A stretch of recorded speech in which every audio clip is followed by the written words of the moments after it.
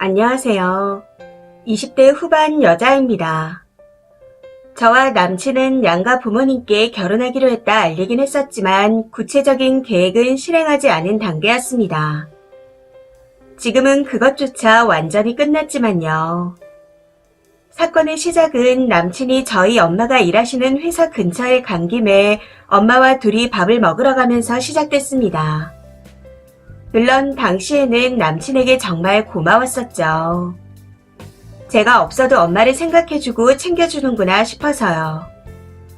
엄마도 저와 같은 생각이셨는지 고맙다고 남친이 좋아하는 장어 덮밥을 사주겠다 식당에 데려가셨고 금액은 5만 원이 안 나왔다 들었습니다. 그런데 밥을 다 먹고 남친이 엄마 몰래 계산을 했나 보더라고요. 엄마한테 그 말을 듣는데 그런 남친에게 정말 고마웠습니다. 이후 남친이 본인 엄마와도 함께 밥 한 끼 했으면 좋겠다는 말을 저에게 전해왔고 남친의 말에 기분 좋게 연락드려 맛있는 거 사드리겠다 말씀드리고 약속을 잡았습니다. 남친이 저희 엄마를 챙겨준 것도 고마웠지만 예비 시어머니와 미리 친해지면 좋을 것 같다는 생각도 있었거든요. 아무튼 식당을 예약하려고 드시고 싶은 게 있는지 여쭤봤더니 어머니께서 직접 예약할 테니 그쪽으로 오면 된다 하시기에 알겠다 했습니다. 그렇게 약속을 잡고 당일 아침에 회사에 있는데 어머니께서 식당 주소를 보내주셨고 당시에는 바빠서 바로 확인하지 못했습니다. 퇴근 시간이 다 돼서야 약속 장소로 가기 위해 확인해봤더니 오마카세 가게더군요. 참고로 저나 남친네나 둘 다 그리 여유롭지 못한 가정입니다. 그래서 그런 가게는 한 번도 가본 적이 없었고 남친에게도 물었더니 역시나 가본 적이 없다 했습니다.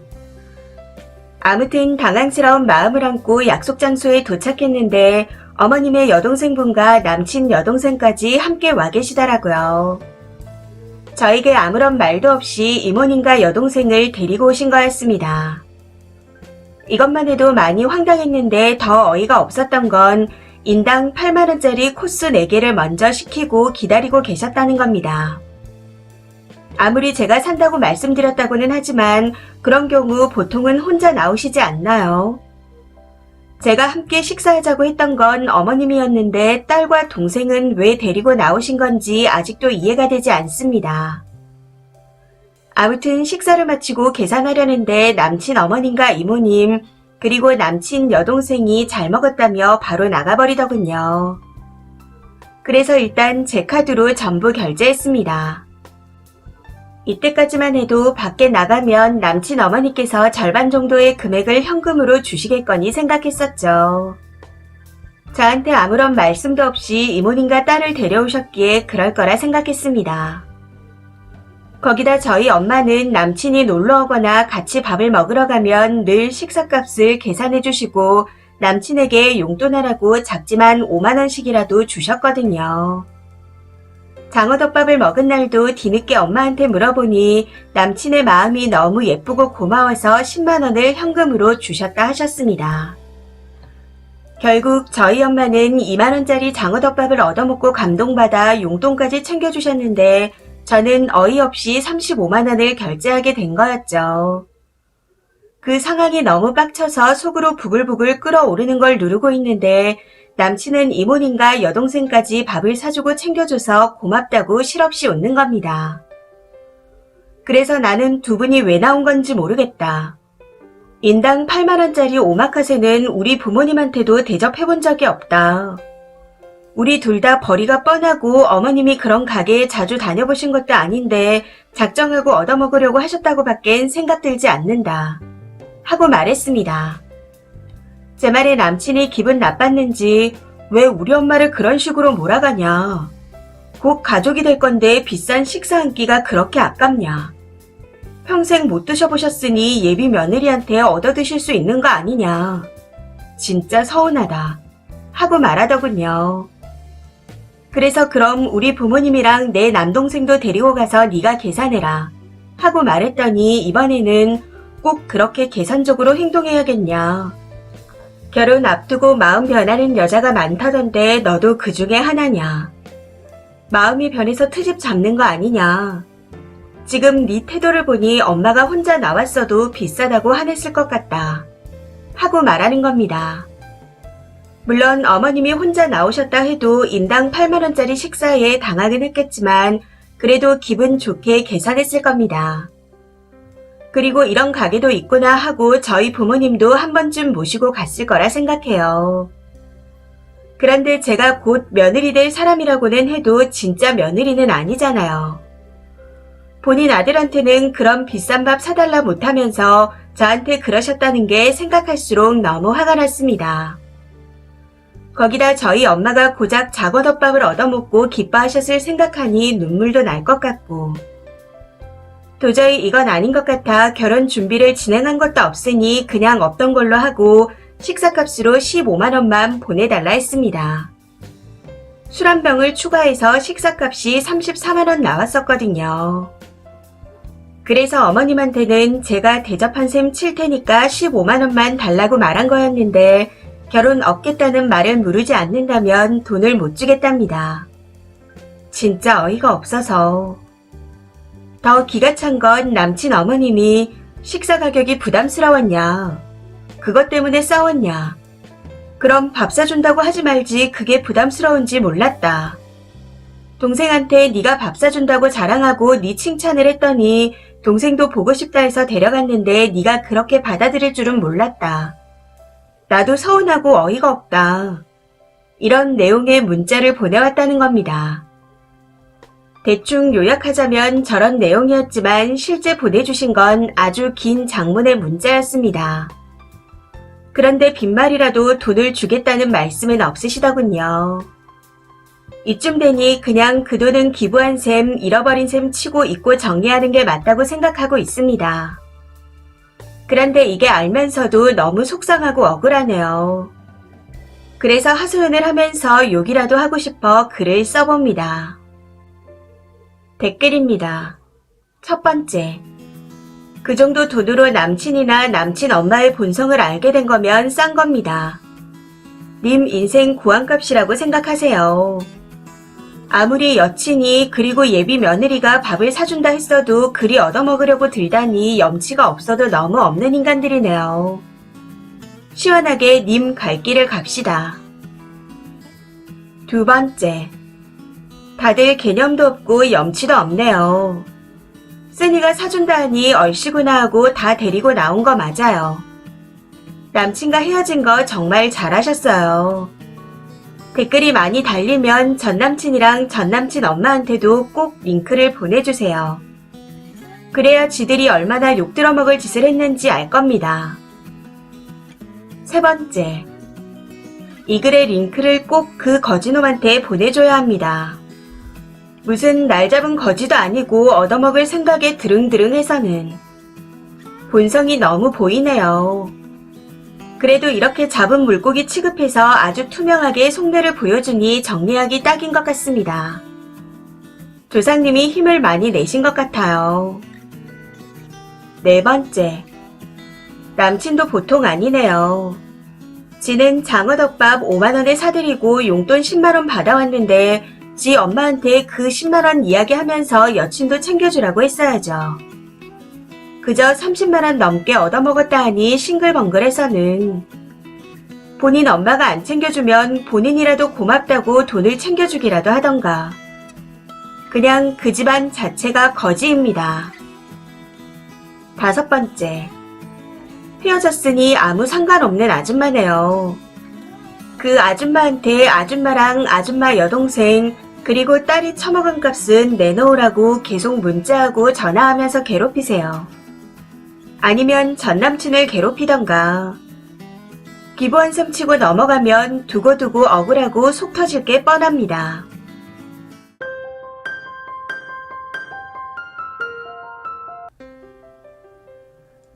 안녕하세요. 내년에 결혼 날짜를 잡고 준비 중인 예비 신부입니다. 상견례를 마치고 결혼 준비 초기 단계인데 예비 시댁에서 좀 어이없는 말씀을 하셔서 조언을 구하고자 글을 씁니다. 저희는 호텔 예식을 생각하고 식장을 알아보고 있는 중입니다. 그런데 예비 시부모님께서 갑자기 저희 집 쪽에 하객수를 줄이면 안 되냐고 말씀을 전해오시더군요. 전혀 생각지도 못했던 일이었기에 그 말을 전해 듣고 좀 당황스러웠습니다. 우선 저희 집 하객 인원에 대해 말씀을 드리자면 외가와 친가에 식구가 꽤 많아서 가족 친지만 해도 40명 정도가 오실 예정입니다. 아이들은 제외하고요. 거기다 어머님 지인 30명 내외, 아버지 쪽은 최소 50명 이상은 오신다 들었습니다. 많이 부르면 70명 정도 될 거라 들었던 것 같아요. 거기다 동생 쪽에 저와 알고 지내는 지인도 10명은 온다 했었고, 제 직장 동료가 약 20명, 그리고 초중 고등학교 친구와 선후배가 합쳐서 25명 정도 올 예정입니다. 대학 동기 선후배들도 20명 정도이고 은사님이 5분 계신데 청첩장은 다 보내드릴 예정이긴 하지만 몇 분이 와주실지 확실하지 않습니다. 거기에 자주 왕래하며 안면 있는 친구들의 부모님과 형제 자매들, 친구들 남편이나 와이프도 같이 오는 경우가 있겠죠. 고등학교는 같은 기수 단톡방이 있어 거기에 모바일 청첩장을 보낼 예정이라 따로 청첩장을 준 친구들 말고도 조금은 더 올 수도 있을 것 같습니다. 그 외에도 골프 모임, 테니스 모임, 어릴 때 같이 알바해서 친해진 언니 오빠들 모임 등 다 톡방에 모바일 청첩장을 돌릴 예정이라 인원이 더 추가될 수도 있습니다. 이건 제가 결혼 준비를 하기 이전부터 결혼한 사람들이 다 그렇게 했었고 그런 식으로 해서 저도 결혼식에 몇 번 참석했었기에 같은 방식으로 돌리는 겁니다. 아무튼 이래저래 해서 250명쯤이거나 그보다 조금 더 많을 정도일 것 같습니다. 이 정도면 그렇게 과한 정도까진 아니라 생각했고 그냥 평범보다 약간 많은 정도의 하객수라 생각하고 있었죠. 사실 제가 결혼 로망으로 생각하는 웨딩 베뉴가 엄청 큰 곳인데 거기서 진행을 할 것 같아 오히려 하객이 적어서 횡한 것보단 많으면 많을수록 좋을 것 같다 생각하고 있었습니다. 감사하게도 결혼식 비용은 친정에서 지원을 해주셔서 예산이 여유로워 인원에 따라서 추가되는 식대도 별 문제가 없는 상태였고요. 반면 남친 쪽은 다 합쳐도 150명보다 조금 모자라다 하는 것 같았습니다. 처음에는 그 말을 듣고 양측이 합쳐서 400명 정도가 될 것 같아 딱 좋다고 생각을 하고 있었는데 문제는 시부모님이 저희 측 하객 인원수를 듣고 갑자기 반대를 하신다는 겁니다. 양쪽의 인원 차이가 너무 많이 난다고 하시면서요. 남친도 이건 부모님 말씀이 맞는 것 같다. 하객수 차이가 많이 나면 아무래도 보기 안 좋을 것 같다. 하며 부모님 말씀에 따라 하객수를 줄이라는 입장인 듯 했습니다. 그 일로 인해 남친과 작은 다툼을 하게 되었는데 이야기를 들어보니 시부모님께서 하객 인원에 대해 말씀을 하신 이유가 신랑 신부 하객 숫자가 눈에 띄게 차이나면 뒷말이 나온다 하는 거였습니다. 사실 이 말을 듣고 어이가 없더라고요. 무슨 하객 수까지 신경을 쓰시는 건지. 저도 친구와 지인들의 결혼식을 많이 다녀봤었기에 신부 측 150명, 신랑 측 300명 정도 되는 경우도 봤었습니다. 그 친구도 호텔 결혼식이었는데 뒷말이 전혀 없었고 다들 밥이 맛있었다는 칭찬 일색뿐이었죠. 그리고 한 번뿐인 결혼식에 뒷얘기 좀 나오면 어떤가요? 어차피 뒷말할 사람들은 하객 문제가 아니어도 어떤 식으로든 욕을 할 건데. 아무튼 예비 시부모님과 남친의 뜻을 전해 듣고 나니 갑자기 앞이 막막해지는 것 같습니다. 부모님 지인을 줄이자니 죄송스럽고 제 지인을 덜 부르자니 누굴 부르고 누굴 안 불러야 할지 전혀 모르겠습니다. 위에 쓴 인원들도 정말 친하고 올 것 같은 사람들로만 추린 거라 어떻게 해야 할지 모르겠습니다. 정말 신랑 신부의 하객 숫자가 차이나면 안 좋은 말을 많이 듣나요? 또는 결혼식 진행 시 불편한 점이 있나요? 먼저 결혼하신 분들의 조언이 듣고 싶습니다. 추가입니다. 다들 예비 시댁 쪽이 무례하다는 말씀들을 하시는데 안 그래도 글을 올려놓고 이건 아니다 싶어 부모님과 대화를 나누었습니다. 신부 측 하객수를 줄이라는 말을 들었다 하니 부모님께서 이건 너를 기죽이려고 하는 거다. 우리가 간 만큼 오는 건데 그걸 어떻게 줄이냐. 상견례 때도 사돈댁에 무례하신 것 같아 마음에 안 들었고 네 남친도 마음에 안 들었지만 네가 좋다고 해서 참았었다. 그런데 이건 또 무슨 무례한 언행이냐. 이런 말씀들을 하시며 굉장히 화를 내셨습니다. 부모님 말씀을 듣고 댓글들의 조언을 보고 나니 제가 철이 없었다 싶더라고요. 사실 남친과 저는 대학 CC입니다. 남친이 학교 회관에서 결혼식을 하자는 것 제가 호텔 웨딩을 하자고 고집을 부렸습니다. 어렸을 때부터 로망이 있었기에 회관 결혼식 이상으로 오버되는 돈은 내가 다 낼 테니 호텔에서 하자 하고 설득해서 그렇게 결정을 했던 거였습니다. 댓글에서 남친 집안이 가난해서 열등감이 있는 거 아니냐 하시는 분들도 계시던데 남친 아버지가 육사 출신 군인이셔서 부모님 노후 대비는 다 되어 있으십니다.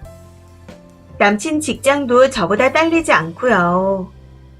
대학 때도 잘 어울리는 커플이라는 말을 많이 들었었고 최근까지도 그런 소리를 듣고 있었습니다. 그런데 저희 집이 상대적으로 조금 더 여유로운 편이라 그게 마음에 안 들었을 수도 있겠네요. 믿고 싶지는 않지만요. 남친 이전에 여러 사람을 만났었지만 학벌, 돈, 기타 등등으로 20대 초반임에도 불구하고 열등감을 티내는 사람들이 있었습니다. 남친한테서는 그런 느낌을 전혀 받지 못했었기에 그 때문에 결혼을 결심한 것도 있었었죠. 그런데 준비 과정에서 이렇게 삐그덕거리는 거면 열등감이 있는 게 맞는 거겠죠. 오래 만났던 사람이고 정말 좋아했고 지금도 좋아하지만 결혼은 진짜 현실이구나 하는 생각이 듭니다. 대체 어떤 사람을 만나야 하는지. 저도 남친도 결혼 정년기보다 나이가 적은 편이라 우선 결혼을 미루자 얘기할 생각입니다. 나 승진하면 하자. 대충 이런 식으로 말해놓고 천천히 이별을 준비할 생각이에요. 남친도 그렇지만 저도 마음을 정리할 시간이 필요해서요. 그런 집과 사돈 맺는 거 아니라는 말씀을 충분히 이해했고 이제는 저희 부모님께서도 반대를 하고 계신 상황이라 이 결혼은 안 될 것 같습니다. 무엇보다 부모님께 죄송스러운 마음이 커서 마음을 굳히게 된 것 같네요. 머리에선 아니라 생각하고 있었지만 마음이 따라주지 않아 글을 쓴 거였는데 많은 분들의 댓글이 큰 도움이 되었습니다. 조언 주신 모든 분들께 정말 감사드립니다. 댓글입니다. 첫 번째. 저런 뇌 없고 예의 없는 집안에서 자란 남자가 정상일까요? 보고 배운 게 있는데 가정교육 무시 못합니다. 남친이 말하는 걸 보니 결혼하고 나면 지 부모님 편만 들 게 눈앞에 훤하네요. 딱 봐도 결혼하면 시월드가 펼쳐질 것 같은데 잘 결정하셨습니다. 질질 끌지 마시고 하루빨리 정리하세요. 두 번째. 다행히 결혼까지는 안 할 것 같지만 혹시나 해서 댓글을 남깁니다. 이별까지 가는 과정에서 그 남자가 달라진 태도를 보여도 절대 마음 약해지지 마세요. 사람 안 바뀝니다. 특히 나이 먹은 어른들은 더 약아서 아닌 척을 잘할 뿐이지 절대 안 바뀌니 마음 약해지지 마세요. 세 번째. 학교 회관 결혼식에 만나는 사람마다 열등감 타령을 하는 걸 보니 S대인가 보네요. 열등감 없는 CC건 남자 쪽 노후 대비건 뭐건 간에 멀쩡한 사고방식을 가진 집안이면 사돈 하객수를 줄이니 많이 그딴 소리 절대 안 합니다. 그러니 조상신이 도운 거라 생각하고 빠르게 정리하세요. 네 번째. 왜요? 신부 측 식대라도 대신 내주려고 그런데요. 진짜 경우 없는 집안이네요. 가부장적인 집안 같은데 결혼하면 힘들 것 같습니다. 시집살이 제대로 할 것 같거든요. 결정 잘하셨습니다. 갑자기 헤어지자 하면 남친이 어떻게 나올지 모르니 조금씩 정리 잘하세요. 다섯 번째. 군인 아버지 둔 집안 중에 가부장적인 집이 많습니다. 그런 차원에서 기죽이려는 의도이거나 남자 쪽이 너무 기우는 건 못 참아하는 사고방식이거나 그런 게 아닐까 싶네요. 군인 자부심 하나로 엄청 고지식하게 사는 분들이 계시더라고요. 지금이라도 정신 차리셔서 다행입니다.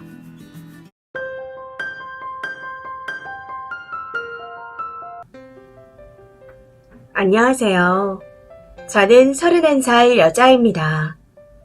현재 1년 조금 넘게 만난 남친과 결혼을 약속하고 양가의 허락까지 받은 상태입니다. 그런데 결혼을 준비하는 과정에서 걸리는 일이 많아 파혼을 해야 하나 고민 중이네요.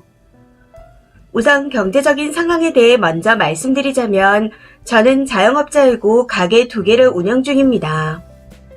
순이익이 5, 600 정도로 얼마 안 되고 집은 없는 상태이고요. 차는 제네시스를 제 명의로 가지고 있고 제가 모은 돈으로 일시불로 구매했습니다. 현재까지 모은 돈은 부끄럽지만 5천만 원이 안 되는 상태네요. 부모님께서는 제가 운영 중인 상가의 건물주라 월세로 몇백 정도 수익이 있는 상태이시고 집은 인천에 자가를 가지고 있습니다.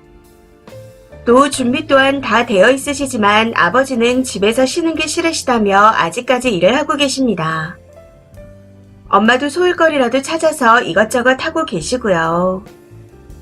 저는 집안의 장녀이고 여동생이 1명 있는데 공무원입니다. 해서 가족 모두가 자기 밥벌이를 하고 있는 상태이죠. 반면 남친의 집은 저희 집과 사정이 조금 다릅니다.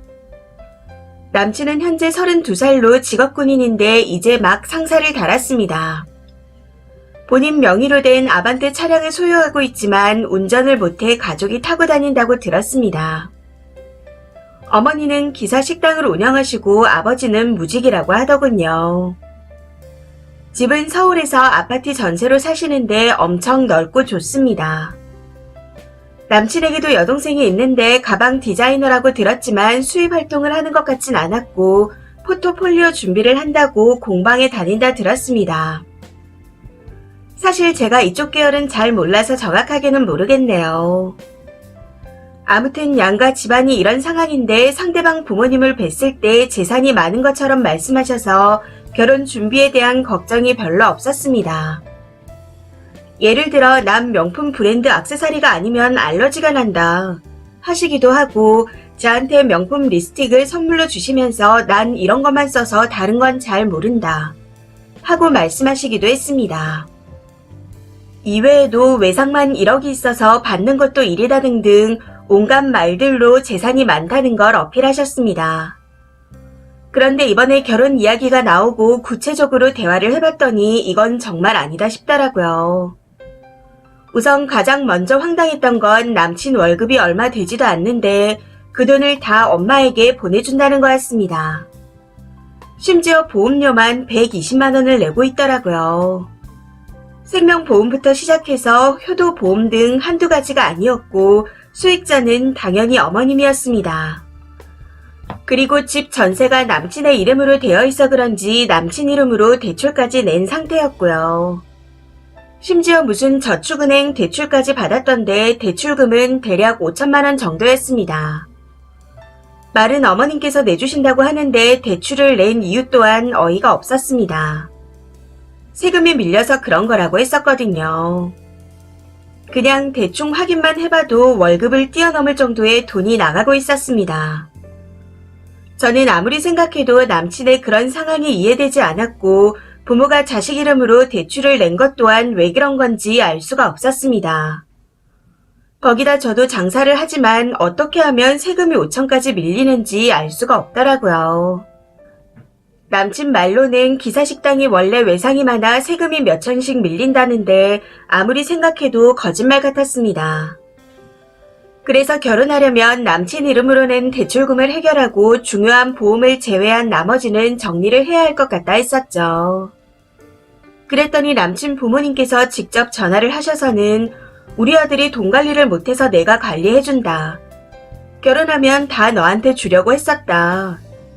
빚은 당장이라도 갚을 수 있지만 외상을 받으려면 업체를 써야 해서 그냥 내버려 둔 거다. 그리고 보험은 그동안 낸 돈이 아까워서 해지를 못하겠다. 하고 말씀하시더군요. 안 그래도 가슴 한편에 불안한 마음이 자리를 잡고 있었는데 저런 말들을 듣고 나니 결혼에 대한 생각 자체가 흔들립니다. 더 문제는 위의 일들도 어이가 없는데 결혼하면 본가 집이 넓으니 들어와서 같이 살자네요. 이게 말이 되는 소리인가요? 너무 기가 차고 어이가 없어 딱 잘라 바로 싫다고 말했더니 이번에는 집 구하는 대출금을 제 명의로 받으랍니다. 그러면서 그냥 집에 들어와서 살면 혼수를 안 해도 되지 않냐. 나가 살면 땡땡이가 반근무 중에 혼자 심심할 건데 우리 집에서 같이 살면 내가 잘 케어해주겠다.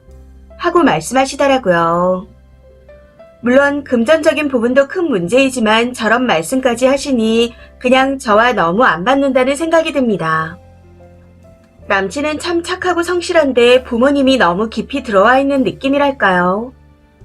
물론 저도 제 가게를 하는데 부모님의 도움이 없었으면 다른 일을 하고 있었겠지만 남친 집은 완전히 다른 개념인 것 같습니다. 아무리 생각해도 이건 아닌 것 같으면서 자꾸 뭔가 헷갈려서 조언을 구하고자 글을 써보네요. 상대 부모님을 욕하는 건 잘못된 걸 알고 있지만 정말 이런 일들이 부모로서 개입할 수 있는 것들인가요? 조언 부탁드립니다. 후기입니다. 댓글들 잘 읽어보았습니다. 그동안 제가 남친을 많이 좋아하고 사소한 것까지 챙겨주는 모습에 제가 이성적인 판단을 못했던 것 같습니다. 바로 결론부터 말씀드리자면 남친과는 헤어졌네요. 남친에게 보험을 해지하는 게 어떠냐. 그것만 해도 생활 유지는 가능할 것 같다. 하고 조심스럽게 말했었는데 그걸 전해 들으신 남친 어머니께서 연락을 하셔서는 노발대발하며 나를 아들 죽이고 돈 타려는 여자로 만든다. 하는 말부터 시작해서 여자가 장사를 하면 독하다더니 속이 더럽다. 하며 온갖 더러운 말들을 저한테 쏟아내시더라고요. 그러면서 이 결혼 못 시킨다.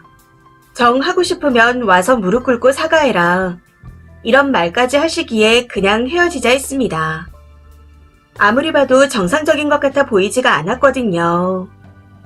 그랬더니 무슨 개인정보 들이까지 치면서 고소를 한 해 만에 개소리를 하는데 제가 그 사람에 대해 몰라도 한참 몰랐던 것 같습니다. 조금 전에도 그 인간한테 전화가 오기에 너무 화가 나서 쌍욕을 하고 차단해버렸네요.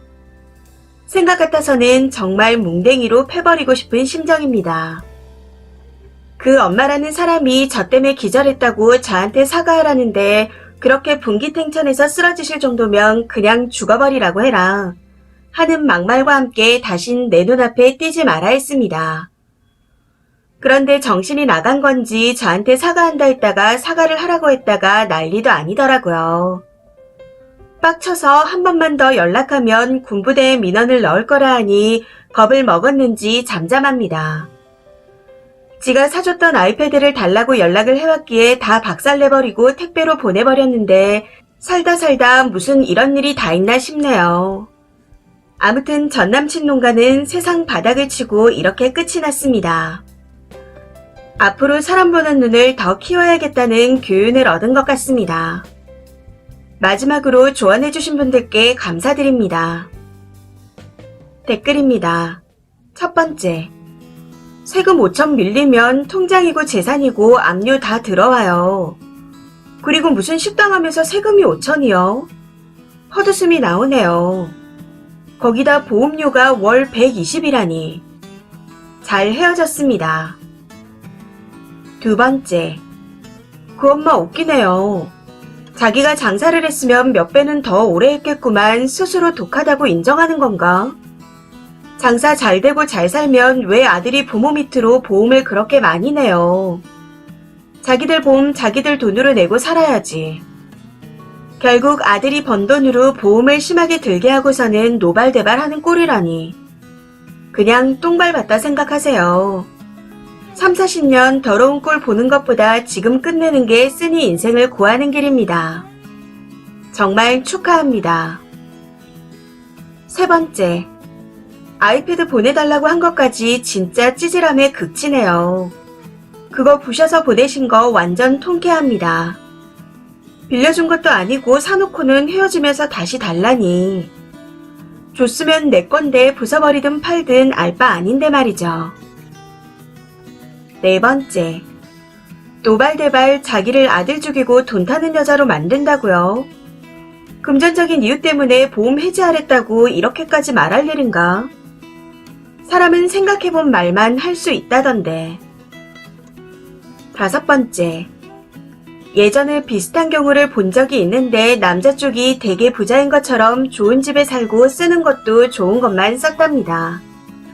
그래서 경제적으로 부담이 없겠구나, 노후도 잘 되어 있겠구나 싶었고 집이 넓으니 같이 살자길래 합가해서 살았다네요.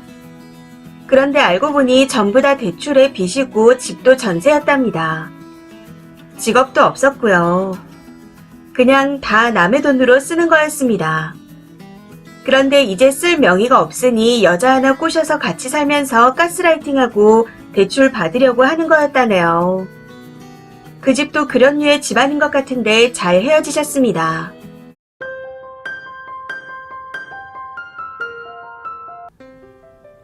안녕하세요. 평범한 직장인 여자이고 동갑 남친이 있었습니다. 헤어졌으니 이제 전 남친이죠. 남친과는 1년 넘게 만난 상태였고 사귀면서 크게 다툰 적은 없었습니다. 그런데 이번에 먹는 걸로 문제가 터졌네요. 저는 원래 연애를 하면 항상 부모님께 남친을 소개해줍니다. 그리고 1년에 한 번 정도 밥 한 끼를 같이 하는 편이에요. 그래서 문제의 전 남친도 부모님께 소개시켜주고 저희 집에서 밥을 먹었습니다. 사실 이때부터 좀 아니다 싶더라고요. 당시 엄마가 오리불고기를 해주셨는데 고기가 있는 접시를 자기 앞으로 쓱 당기더니 고기만 골라 먹었거든요. 전부터 남친이 잘 먹는 건 알고 있었지만 제가 입이 짧은 편이라 둘이 연애할 땐 신경 쓰지 않았습니다. 어차피 제가 많이 안 먹어서 항상 음식이 남았었고 그걸 남친이 먹었으니까요. 조금 걱정되긴 했었지만 그래도 어린 앞인데 어느 정도 예의는 지키겠지 생각했었습니다. 그런데 저희 부모님 앞에서까지 그런 행동을 보이니 정이 뚝 떨어지는 느낌이 들더라고요. 문제는 이게 여기서 끝이 아니었다는 겁니다. 저희 집에 인사를 드리고 얼마 후 엄마와 데이트를 하는데 남친이 근처에 있다 하기에 만나게 되었습니다. 아직 식사 전이라 밥이라도 같이 먹자 하고 만나게 되었고 다들 좋아하는 중국집으로 가게 되었습니다. 각자 메뉴를 하나씩 주문하고 탕수육 중짜리도 같이 시켰었죠. 그런데 너무 기가 찬 건 본인 음식에는 손도 안 대고 탕수육부터 2개, 3개씩 집어 입에 우겨 넣으며 먹더라고요. 그 모습이 정말 영 아니다 싶었는데 엄마도 같은 생각이셨는지 앞접시를 달라 하시곤 탕수육을 3등분으로 덜어서 각자 앞에 놓아주셨습니다. 그랬더니 남친이 많이 당황한 얼굴을 하더군요. 아무튼 그날도 남친의 그런 모습에 썩 좋지 않은 기분으로 식사를 마치게 되었습니다. 그리고 결정적으로 헤어지게 된 계기를 만들게 된 건 이번에 남친네 어머니께서 저를 굉장히 보고 싶어 하신다 하여 만나게 되면서였습니다. 같이 식사라도 함께 하자 하시며 남친을 통해 전해오셨거든요. 그때가 남친의 어머니를 처음 만나는 자리였기에 나름 옷과 화장도 신경 쓰고 홍삼 세트도 준비해서 즐거운 마음으로 자리에 나갔습니다. 어머님도 저도 남친도 중국 음식을 좋아해서 그날도 중국집에서 만났었고 역시나 각각 메뉴 하나씩의 탕수육을 시키게 되었습니다. 음식이 나오고 저는 제 몫의 짜장면부터 먹었었죠. 그런데 먹는 도중에 별 생각 없이 화장실에 다녀왔는데 남친 어머니가 남친한테 걔 오기 전에 얼른 탕수육부터 먹어라. 남이랑 같이 먹을 땐 탕수육부터 먹어야 한다. 이렇게 말씀하시는 겁니다. 그 얘기를 문 넘어서 듣는데 너무 황당하더라고요. 뭐 이런 집안이 다 있지 하는 생각이 들면서 소름까지 돋는 것 같았습니다. 아무튼 못 들은 척 몇 초 정도 서 있다가 들어갔더니 어머님께서 제 자장면 그릇을 젓가락으로 가리키며 많이 먹어요 하고 말씀하시는데 어이가 없었습니다. 결국 남친은 지난번과 마찬가지로 탕수육을 2-3개씩 한꺼번에 집어 먹다가 반 이상 먹었을 때 본인 메뉴인 볶음밥을 먹기 시작했습니다. 심지어 남친 어머니도 탕수육을 계속 집어 드시다가 뒤늦게 제 눈치를 한번 보시더니 본인이 시킨 짬뽕을 드시더라고요. 그래놓고는 짬뽕이 불었니 어쩌니 하시는데 이쯤 되니 그냥 헛웃음이 나는 것 같았습니다. 아무튼 그렇게 식사를 마치고 계산대 앞에 섰는데 남친 어머니께서 저를 향해 미소 지으며 잘 먹었어요 하고 말씀하시더군요. 그래서 저도 눈치 없는 척 잘 먹었습니다 하고 먼저 나와버렸고 결국 계산은 남친이 하게 되었습니다. 여기서 참고로 말씀드리자면 저는 그동안 사귀었던 남친들과 밥을 먹을 때 모두 부모님이 계산을 해주셨습니다. 남친이나 제가 내려 해도 절대 못 내게 하셨는데 뭐 이건 집집마다 다른 거라 생각하고 그러려니 하며 넘기려 했습니다. 그런데 어머님이 마지막에 한 방을 날려주시더군요. 네가 샀냐? 이럴 줄 알았으면 탕수육 작은 사이즈로 시킬 걸 그랬다 하고요. 아무래도 제가 사는 줄 알고 계신 것 같더라고요. 그래서 짬뽕도 삼선으로 시키신 건지. 위 상황들이 아무리 생각해도 뭔가 좀 아닌 것 같다는 생각이 들어 어머님을 모셔다 드리고 돌아오는 차 안에서 헤어질 각오로 얘기했습니다. 자기야, 남들이랑 같이 먹을 때 공용 음식만 먹고 욕심내면 사람들이 싫어해. 탕수육이 남는 세상이 와야 하지 않겠어? 하고요. 그랬더니 당연히 같이 먹는 음식을 먼저 먹어야 하는 거 아니냐. 아니면 남들이 다 먹을 텐데 같은 돈 내고 탕수육 못 먹으면 나만 손해 아니냐. 이건 그런 식으로 생각하는 네가 이상한 거다. 하고 말하는 겁니다. 그러면서 저번에 자기네 어머니랑 밥 먹을 때 어머니가 탕수육 똑같이 나누시는 거 보면서 약간 식탐이 있으시구나 하고 느꼈다. 딱 이렇게 말하더라고요. 그때 식탐 소리에 눈이 돌아가서 식탐은 너랑 니네 어머니가 있는 거다. 화장실에 간 사이에 탕수육 하나라도 더 먹으려고 머리 맞대고 있었던 거 모르는 줄 아냐. 나 오기 전에 탕수육부터 먹으라고 말씀하시는 거 듣고 진짜 기가 차더라. 하고 말했더니 자기 엄마를 욕했다며 저한테 사과하랍니다. 지가 먼저 저희 엄마 식탐 운운한 건 까먹었나 보더라고요. 그래서 저도 빡쳐서 사과는 네가 먼저 해야 하는 거 아니냐. 먼저 식탐 운운한 건 너였다. 적반하장도 유분수지 누가 누구한테 사과하라 말하냐. 나는 절대 사과할 생각 없으니 그냥 헤어지자. 대충 이런 식으로 쏘아붙이고 헤어지자 통보한 후 전부 다 차단해버렸습니다. 그랬더니 자기 누나 폰으로 계속 전화를 하고 있네요. 억울한 게 많은지 뭔지 몰라도 문자와 톡으로 온갖 난리를 다 부리는데 진짜 미친 거 아닌가 싶습니다. 지가 많이 처먹어서 엄마가 세 등분으로 나눠준 게 식탐인 건가요? 사람 화장실 갔을 때 머리 맞대고 하나라도 더 먹으려고 자기 음식은 뒤로 밀어두고 허겁지겁 먹는 꼴이 더 식탐 아니에요? 저는 아무리 생각해도 남친의 말이 이해가 되지 않는데 저희 집에 식탐이 많다고 너무 당당하게 말하니 혹시나 싶어 글을 써봅니다. 여기서 누가 더 식탐이 있는 건가요? 댓글입니다. 첫 번째. 꼭 식탐 있는 애들이 자기 목 찾아 먹는 사람한테 식탐 있다고 지랄을 합니다. 왜냐하면 쟤들 머릿속엔 같이 먹는 음식은 다 지 거거든요. 벌써 어떻게 하면 최대한 많이 먹을 수 있나 머리를 굴리고 있는데 내 목만 먹으라면서 나머지를 못 먹게 하니까요. 그것 좀 나눠 먹지 꼭 자기 몫을 다 챙겨 먹으려고 하네. 이런 생각에 화가 나는 겁니다.